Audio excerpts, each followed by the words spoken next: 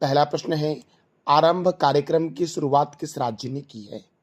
दोस्तों सबसे पहले हम यह जानेंगे कि ये आरंभ कार्यक्रम जो है ये क्या है। तो आरंभ कार्यक्रम का उद्देश्य है प्रारंभिक बालावस्था में शिक्षा को बढ़ावा देना, और ये जो शुरू किया गया है ये पंजाब के द्वारा किया गया है। और मेरे प्यारे दोस्तों, आपको पता होगा कि पंजाब और हरियाणा दोनों की राजधानी क्या है? चंडीगढ़ है। चंडीगढ़ का वास्तुकार कौन है? ली कार्बूजियर। और ली कार्बूजियर कहाँ के थे? तो फ्रांस के थे। मेरे प्यारे दोस्तों, पंजाब की राजधानी है चंडीगढ़। चंडीगढ़ में ही दोस्तों है रॉक गार्डन, और चंडीगढ़ में एक झील है, सुखना झील। चंडीगढ़ के राज्यपाल हैं गुलाब चंद्र कटारिया, और मुख्यमंत्री हैं भगवंत मान। यहाँ पे राज्यसभा सीट 7 है और लोकसभा सीट 13 है। देखो, असम में, तेलंगाना में और पंजाब में राज्यसभा सीट 7 है, याद रखना। अबोहर वन्य जीव अभ्यारण्य, हरिके लेक वन्य जीव अभ्यारण्य कहाँ है? पंजाब में है। भाखड़ा नांगल परियोजना सतलज नदी पर है, और यह हरियाणा में है, हिमाचल प्रदेश में है, राजस्थान में है और पंजाब में फैला हुआ है। रंजीत सागर बांध पंजाब में रावी नदी पर है। पंजाब को भारत की रोटी की कटोरी कहते हैं, और स्वर्ण मंदिर का शहर कहा गया है पंजाब के अमृतसर को। दोस्तों, बगीचों का शहर किसे कहा गया है? तो कपूरथला को कहा गया है। अच्छा मेरे प्यारे दोस्तों, आपको पता होगा कि जालियांवाला बाग हत्याकांड पंजाब में ही हुआ था, तो पंजाब के अमृतसर में हुआ था। तो जालियांवाला बाग हत्याकांड के जांच के लिए किस आयोग की स्थापना की गई थी? ये आप बता दो कमेंट बॉक्स में। हमारा अगला प्रश्न है, किस देश के टेक्सास में हनुमान जी की 90 फीट ऊंची कांस्य प्रतिमा का अनावरण हुआ है? आपको इमेज में दिख रहा होगा दोस्तों, ये जो प्रतिमा बनी है ये कांस्य की प्रतिमा है, और इसकी ऊंचाई कितनी है? तो 90 फीट है। और यह कहाँ बना है? तो अमेरिका के टेक्सास में बना है मेरे प्यारे लाल एवं लालियों। तो इसका राइट आंसर क्या हो जाएगा? ए हो जाएगा। अमेरिका की राजधानी है वॉशिंगटन। वॉशिंगटन में मेरे प्यारे लाल एवं लालियों, वॉशिंगटन में वर्ल्ड बैंक का हेडक्वार्टर है, IMF का हेडक्वार्टर है और माइक्रोसॉफ्ट का हेडक्वार्टर है। अच्छा दोस्तों, जापान की राजधानी क्या है? टोक्यो। जापान की करेंसी क्या है? येन। मेरे प्यारे दोस्तों, अब देखो, ताजे पानी की दुनिया की सबसे बड़ी झील सुपीरियर झील अमेरिका में है। दुनिया की सबसे छोटी नदी डी नदी अमेरिका में ही है। संविधान निर्माण करने वाला दुनिया का पहला देश अमेरिका है। चंद्रमा पर मानव भेजने वाला दुनिया का प्रथम देश अमेरिका है। और कब भेजा था अमेरिका ने चंद्रमा पर मानव? तो 1969 में भेजा था। और चंद्रमा पर जाने वाले प्रथम व्यक्ति का नाम क्या था? तो नील एंगस्ट्रॉम था। मेरे प्यारे दोस्तों, अमेरिका का राष्ट्रीय चिन्ह क्या है? Golden rod. 49वीं समांतर रेखा जो है ये अमेरिका और कनाडा के बीच बॉर्डर लाइन है। अच्छा दोस्तों, रेड क्लिफ रेखा जो है ये भारत और पाकिस्तान के बीच है। मैकमोहन रेखा भारत और चीन के बीच है। डुरंड रेखा पाकिस्तान और अफगानिस्तान के बीच है। हिंडनबर्ग रेखा जर्मनी और पोलैंड के बीच है। मेरे प्यारे दोस्तों, आप बता दो कमेंट बॉक्स में कि 38वीं समांतर रेखा कौन से दो देश के बीच है? मेरे प्यारे दोस्तों, मैं वीडियो के एंड में आपसे 3 प्रश्न करूंगा, जिसका जवाब देना है कमेंट बॉक्स में आपको, और इसका PDF आपको टेलीग्राम पे मिल जाएगा, जिसका लिंक वीडियो के डिस्क्रिप्शन बॉक्स में है। मेरे प्यारे दोस्तों, हमारा अगला प्रश्न है, हाल ही में नैस्कॉम ने अपना नया अध्यक्ष किसे नियुक्त किया है? तो आपको इमेज में दिख रही होगी, इनका नाम है सिंधु गंगाधरन। सिंधु गंगाधरन ने को नैस्कॉम ने अपना नया अध्यक्ष नियुक्त किया है, और नैस्कॉम का मुख्यालय है उत्तर प्रदेश के नोएडा में। नैस्कॉम की स्थापना हुई थी 1988 को दोस्तों, और नैस्कॉम ने अपना नया अध्यक्ष किसे बनाया है? सिंधु गंगाधरन को बनाया है दोस्तों देखो, भारतीय लघु उद्योग विकास बैंक के CMD कौन है? मनोज मित्तल। अल्पसंख्यक कार्य मंत्रालय के विशेष सचिव कौन है? चंद्रशेखर कुमार। नैस्कॉम के नए अध्यक्ष कौन है? सिंधु गंगाधरन। संयुक्त राष्ट्र में भारत के नए राजदूत कौन है? P हरीश। जम्मू कश्मीर का DGP किसे नियुक्त किया गया है? तो नलिन प्रभात को नियुक्त किया गया है। Professional golf tour of India के अध्यक्ष कौन है? कपिल देव। सीमा सुरक्षा बल के प्रभारी निर्देशक कौन है? दलजीत सिंह चौधरी हैं। यूपीएससी की नई अध्यक्ष कौन है? प्रीति सूदन। चल्ला श्रीनिवासल्लु शेट्टी एसबीआई के अध्यक्ष हैं। एसबीआई जनरल इंश्योरेंस के सीएमडी कौन है? तो दोस्तों एमडी एंड सीईओ कौन है? सॉरी मेरे दोस्तों, नवीन चंद्र झा हैं एसबीआई जनरल इंश्योरेंस के एमडी एंड सीईओ। यूरोपीय परिषद के नए अध्यक्ष बने हैं एंटोनियो कोस्टा। नाटो के महासचिव बने मार्क रूट। भारतीय दूरसंचार विनियामक प्राधिकरण ट्राई के अध्यक्ष कौन बने दोस्तों? तो दोस्तों ट्राई नहीं, टेरी के अध्यक्ष कौन बनी?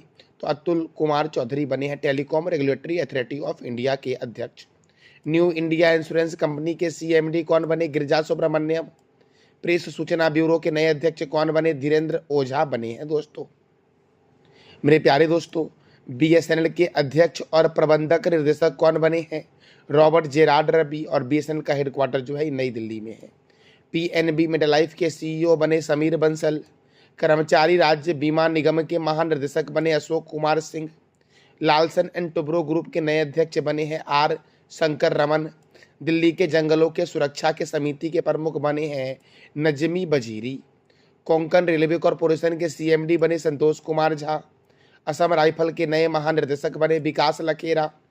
एशियाई क्रिकेट परिषद के अध्यक्ष बनेंगे कौन? तो मोहसिन नकवी बनेंगे। प्रेस इंफॉर्मेशन ब्यूरो के नए प्रमुख कौन बने? शेफाली सरन। राष्ट्रीय जांच एजेंसी के नए महानिर्देशक कौन बने हैं? तो सदानंद बसंत दांते बने हैं। मेरे प्यारे दोस्तों, राष्ट्रीय आपदा प्रतिक्रिया बल के अध्यक्ष है पीयूष आनंद। पुलिस अनुसंधान और विकास ब्यूरो के अध्यक्ष है राजीव कुमार। सीबीएसई के नए अध्यक्ष कौन है? राहुल सिंह हैं। इंटरनेशनल कोर्ट ऑफ जस्टिस के अध्यक्ष है नवाब सलाम। बीएसएफ की पहली महिला स्नाइपर बनी कौन? सुमन कुमारी बनी है। प्रसार भारती के अध्यक्ष है नवनीत कुमार। भारत के मुख्य सूचना आयुक्त कौन हैं? तो हीरालाल सवारिया हैं। आईटीबीपी के महानिर्देशक है राहुल सरगोत्रा। भारत के पहले एआई समर्पित संस्थान यूनिवर्सल एआई यूनिवर्सिटी के कुलपति कौन हैं? तो साइमन मैक हैं दोस्तों। अगला प्रश्न है, हाल ही में गृह मंत्रालय ने किस केंद्र शासित प्रदेश में 5 नए जिले बनाने की घोषणा की है? गृह मंत्री कौन है? तो अमित शाह हैं, जिन्होंने घोषणा क्या किया है कि 5 नए जिले बनाए जाएंगे। और यह किस केंद्र शासित प्रदेश में बनाए जाएंगे? तो लद्दाख में बनाए जाएंगे। लद्दाख में जो 5 नए जिले बनेंगे वो बनेंगे जास्कर, द्रास, साम, नुब्रा और चंगाथंगा। ये 5 जिले दोस्तों लद्दाख में बनेंगी। और इसी के साथ लद्दाख में अब डिस्ट्रिक्ट की कुल संख्या जो हो जाएगी वो 7 हो जाएगी। लद्दाख उत्तर में काराकोरम श्रेणी और दक्षिण में जास्कर पहाड़ों से घिरा हुआ है। लद्दाख में दोस्तों गंगरी ग्लेशियर जो है ये कहाँ पर है? लद्दाख में है गंगरी ग्लेशियर। हेमिस राष्ट्रीय उद्यान लद्दाख में है। और लद्दाख में सबसे कम वर्षा जो होती है ये लद्दाख में होती है। पेंगोंग तसो झील या पेंगोंग तसो मोरीरी झील, तसोकार झील कहाँ है? लद्दाख में। देखो यह जो जिला दर्रे के माध्यम से कश्मीर घाटी से जुड़ा हुआ है। अगर मैं पूछूं कि लद्दाख और कश्मीर जो है ये किस दर्रे के माध्यम से जुड़े हुए हैं, तो जो जिला दर्रे के माध्यम से जुड़े हुए हैं। और आप बताओ कमेंट बॉक्स में कि लद्दाख के उपराज्यपाल कौन है। अगला प्रश्न है, भारत ने एशियाई सफरिंग चैंपियनशिप 2024 में रजत पदक जीता है। तो इस चैंपियनशिप का आयोजन कहाँ हुआ था? मालदीव में हुआ था एशियाई सफरिंग चैंपियनशिप 2024 का आयोजन, जिसमें अपने प्यारे देश भारत ने रजत पदक जीता है। देखो भारत ने मालदीव के थोलुसधु में एशियाई सफरिंग चैंपियनशिप 2024 में मारुहावा कप में रजत पदक जीता है। अब मालदीव की राजधानी क्या है? माले। मालदीव की करेंसी क्या है? मालवीयन रुपया। और मालदीव के प्रेसिडेंट कौन हैं? तो मोहम्मद म्यूजू हैं। मालदीव के राष्ट्रपति कौन है? मोहम्मद म्यूजू दोस्तों। अगला प्रश्न है, किस राज्य ने पशुधन जनगणना में मिथुन को सूचीबद्ध किया है? मिथुन दोस्तों एक प्रकार की गाय है और मिथुन को सूचीबद्ध जो किया गया है ये असम ने किया है दोस्तों। असम ने पशुधन जनगणना करवाया जिसमें मिथुन को भी सूचीबद्ध कर दिया है। मिथुन जो है ये एक प्रकार की गाय की प्रजाति है। अब देखो दोस्तों असम की राजधानी क्या है? दिसपुर। असम के गवर्नर हैं लक्ष्मण प्रसाद आचार्य। असम के मुख्यमंत्री कौन हैं? तो हेमंत बिस्वा शर्मा हैं। यहाँ पर राज्यसभा 7 है और लोकसभा 14 है। मैंने दोस्तों वीडियो के स्टार्टिंग में ही आपको बताया था कि कौन कौन से और राज्य हैं जहाँ पर दोस्तों जहां पर राज्यसभा सीट 7 है, सॉरी दोस्तों, जहां पर राज्यसभा सीट 7 है, तो ये आप बताओ कमेंट बॉक्स में। दोस्तों असम में मानस राष्ट्रीय उद्यान है, नमेरी राष्ट्रीय उद्यान है, राजीव गांधी औरंग राष्ट्रीय उद्यान, चक्रशिला वन्य जीव अभ्यारण्य, नामबोर वन्य जीव अभ्यारण्य, देहिंग पटकाई राष्ट्रीय उद्यान, पोबा वन्य जीव अभ्यारण्य, रायमोना राष्ट्रीय उद्यान असम में है, और काजीरंगा राष्ट्रीय उद्यान एक सींग वाला गेंडा के लिए प्रसिद्ध राष्ट्रीय उद्यान कहाँ है? असम में। असम का जो मुख्य लोक नृत्य है वो बिहू है, और असम प्राचीन तेल क्षेत्र दोस्तों सबसे पहले मिला था, कहाँ मिला था? असम में ही मिला था। असम में है हाफलॉन्ग झील, चडुम्बी झील, दिघाली पुखरी झील, शिवसागर झील, तमरंगा झील, डिगबोई झील, दीपोर बिल और सोनबिल कहाँ है? असम में। दोस्तों विश्व का सबसे बड़ा नदी द्वीप जो है वो कौन सा है? विश्व का सबसे बड़ा नदी द्वीप जो है ये मांजुली है, जो असम में है, जबकि विश्व का सबसे छोटा नदी द्वीप जो है ये उमानंदा है, और ये भी असम में ही है मेरे प्यारे लाल एवं लालियों। अगला प्रश्न है, यूनिफाइड पेंशन स्कीम लागू करने वाला भारत का पहला राज्य कौन बना है? ये दोस्तों यूनिफाइड पेंशन स्कीम यूपीएस के तहत केंद्र सरकार के कर्मचारियों को रिटायरमेंट के बाद निश्चित पेंशन मिलेगा, यही है यूपीएस। दोस्तों इसको लागू करने वाला भारत का पहला राज्य जो बन गया है ये कौन बना है? तो महाराष्ट्र बना है। यूनिफाइड पेंशन स्कीम दोस्तों किस राज्य ने लागू किया है? तो महाराष्ट्र ने लागू किया है। अब महाराष्ट्र की राजधानी है मुंबई, महाराष्ट्र के गवर्नर हैं रमेश बैस, महाराष्ट्र के मुख्यमंत्री हैं एकनाथ संभाजी शिंदे, यहाँ पर राज्यसभा 19 है, लोकसभा 48 है। गुगामल राष्ट्रीय उद्यान, नबेगांव राष्ट्रीय उद्यान, ताडोबा राष्ट्रीय उद्यान महाराष्ट्र में है। बोरीबिली राष्ट्रीय उद्यान, साहिद्री बाग रिजर्व, चंदोली राष्ट्रीय उद्यान, लोनार वन्य जीव अभ्यारण्य, और गढ़चिरौली। दोस्तों गढ़ ऊपर टाइप हो गया है गलती से, तो गढ़चिरौली वन्य जीव अभ्यारण्य कहाँ है? महाराष्ट्र में।